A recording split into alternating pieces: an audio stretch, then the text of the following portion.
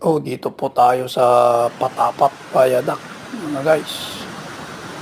Ito po ay malapit sa boundary ng Cagayan Valley at Ilocos Norte, Pagudpud. Nung una, doon sa taas yung dating daan, wala pa to. Saka dito, sinuting yung suma nung ginagawa to. Ito, tinabunan ng lupa si Max Laurel. Panood ko yung pagka-shooting, bata pa ako noon. Anak ni Suma. Sama si Snooki Serna.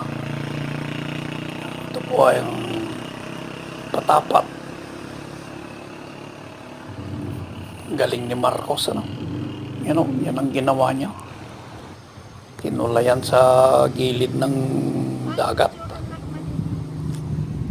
Kasi dati-rati rito, nagahulog ng bato dyan sa taas. Hanggang ngayon pa naman, yan ang Patapat, Viaduct ng Ilocos Norte, Pagudpud.